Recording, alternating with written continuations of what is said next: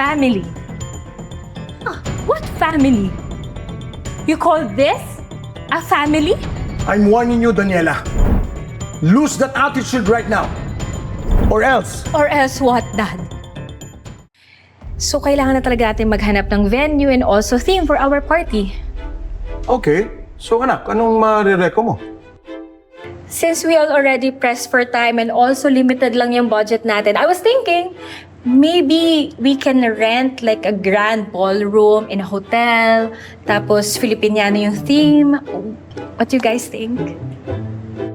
But that's the usual na anak. Too conventional, too traditional. Wala na bang ibang pwede? Oo nga naman anak. Minsan lang ako mag-55. 25th anniversary ng kumpanya natin. At the same time, 20th ng foundation ng mom mo. All of the same year. How much more auspicious can it get? At mas maganda siguro gawin nating mas memorable pa. Pwede po bang mag-suggest? Of course. Danica, what's on your mind? Kasi naisip ko lang po na kapag naka-Filipiniano or formal attire yung mga guests natin, magiging stiff po yung galaw nila. So, baka hindi po nila ma-enjoy yung event natin. Sayang naman. Naisip ko, what if informal na lang po yung theme natin? She's a point. Tulad ng ano? Beach party po kaya? Tapos naka-tropical wear po yung attire ng mga guests natin para makagalaw sila freely. Then yung mga food na isa-serve natin, mga local food like lechon, seafood, inihaw. Mas maganda nga po sana kung mayroon pang boodle fight eh. Then island music po yung entertainment natin para laid back yung ambience. I'm sure hindi po to pangkaraniwan na experience sa mga guests natin kaya magiging memorable po talaga to sa kanila. Well, that's a good idea. What do you think, Daniela? Beach party? So, magta-travel lang napakalayo yung mga bisita natin. Ganun ba?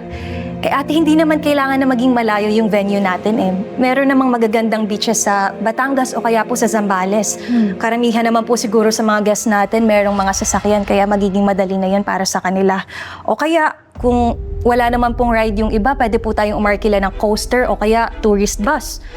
I'm sure kaya naman po ng budget natin na mag-rent ng sasakyan, no? So, paano yung pag-setup ng venue? Yung catering? Entertainment? Lahat yun manggagaling pa ng Maynila? Ate, for sure, meron namang mga maaayos na local supplier sa lugar na mapipili natin. Or better yet, kumuha tayong event organizer para sila na lang yung mag-asikaso ng preparation para hindi ka na rin mangarag, ate. I think that's a brilliant idea. I vote for the beach party theme. I second the motion.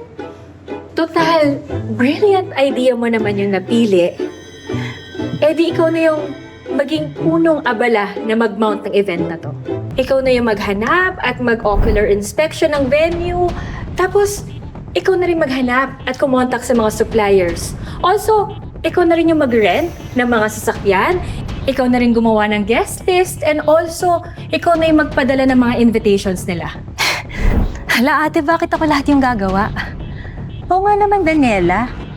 Bakit naman lahat ng responsibilidad biglang pinapasa mo ngayon dito sa kapatid mo? Hindi ba dapat maghati kayo sa mga gagawin? Oo nga, dapat tag team kayong dalawa. Dad, di ba kung idea ko naman yung napili, ako lang din naman yung gagalaw?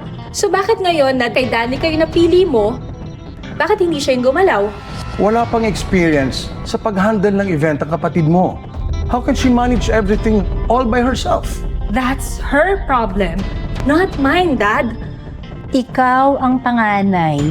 Kaya ikaw dapat ang mag-lead at mag-guide sa mas nakakabata mong kapatid. And besides, this is a family affair. Dapat lahat tayo nagtutulong-tulungan bilang isang pamilya. Family. What family? You call this a family? I'm warning you, Daniela. Lose that attitude right now. Or else. Or else what, Dad?